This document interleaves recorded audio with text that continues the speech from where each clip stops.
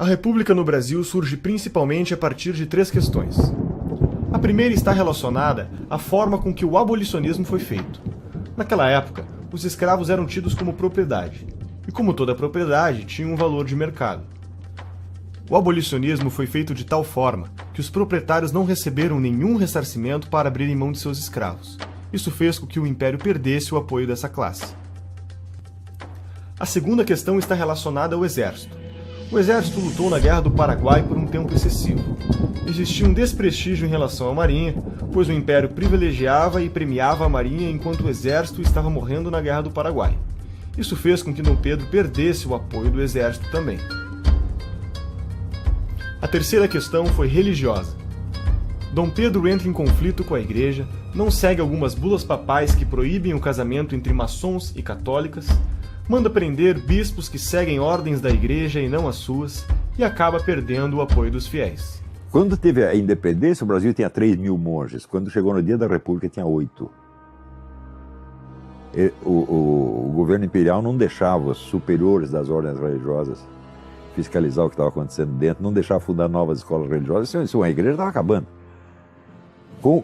A República veio de um acordo entre a igreja e uma parcela da maçonaria, porque ali era todo mundo maçom, o imperador maçom, o republicano era maçom, todo mundo maçom. Então tem uma briga interna na maçonaria e a igreja se aliou com uma parte e apoiou a República.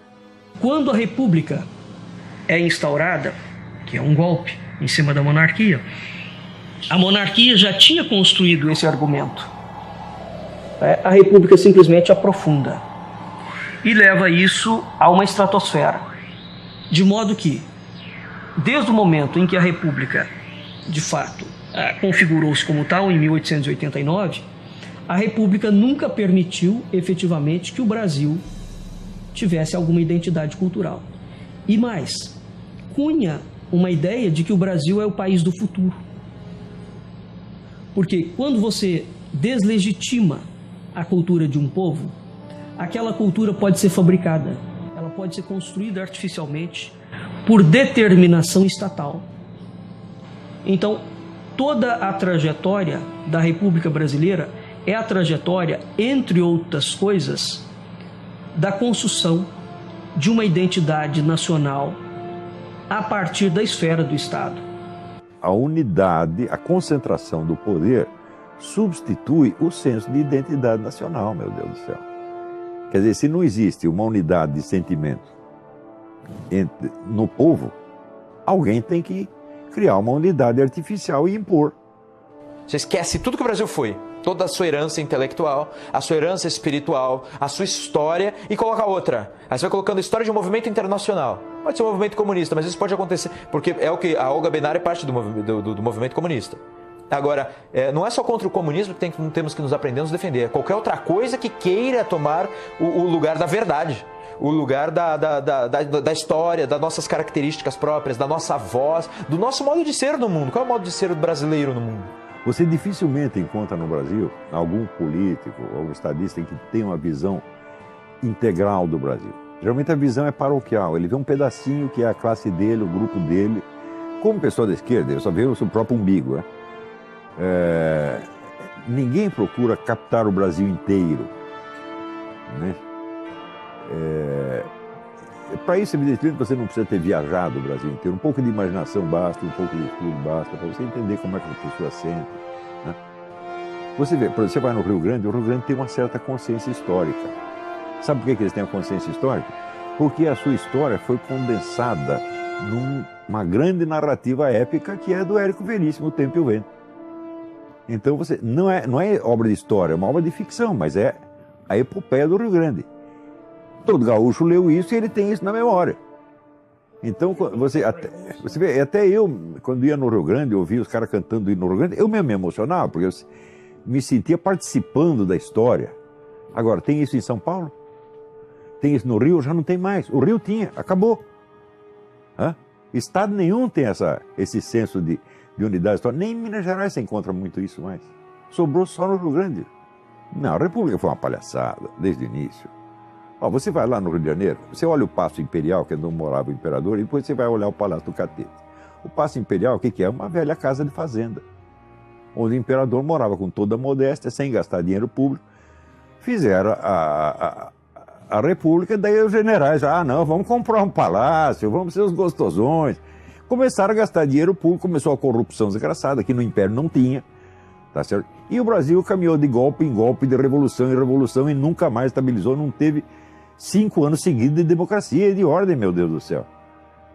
Então você quer saber o que foi a República? Uma bela porcaria, E essa outra fase começa com militares no poder. A gente fala de ditadura militar a partir de 64. A gente começa com uma república que é conhecida como República da Espada, do Deodoro, Marechal Deodoro da Fonseca, e o seguinte, Marechal Floriano Peixoto.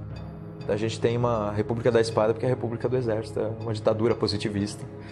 Nossos 2 primeiros presidentes foram ditadores militares, digamos assim. Então, a Constituição foi feita em 1891, a Constituição já foi desrespeitada pelo segundo presidente da República.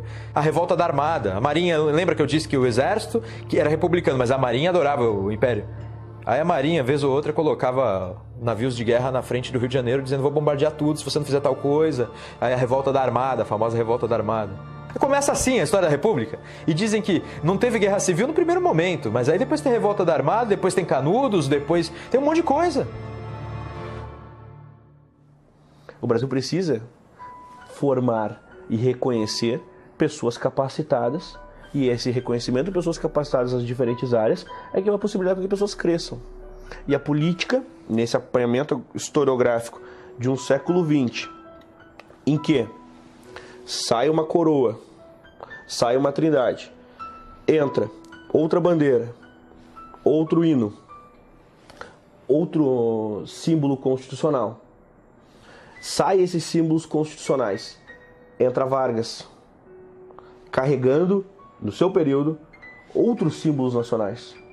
Quando nós voltamos à ideia de Deus presente na Constituição, que não é mais o Deus da Trindade, é o Deus laico, é o Deus que abre um conjunto de possibilidades em que até Vargas ou Lula podem ser o Messias. Sai Vargas, uma Brasília surge. E estou fazendo tudo isso assim, de forma acelerada. Sai Brasília, no sentido de apresentação simbólica, nós temos 64. Sai 64, nós temos um novo Brasil para muitos. O novo processo de independência ocorreu em 88. Sai 88, 2002. Eis o momento de libertação do povo. Não, a libertação do povo aqui já aconteceu. Já aconteceu há muito tempo. Então esse processo de mudanças simbólicas, esses vácuos, germina a existência de todo tipo de tirania. Deixa ali, as sementes estão bem postas. E isso até hoje. O Brasil é uma aberração total. Brasília matou o Brasil, né?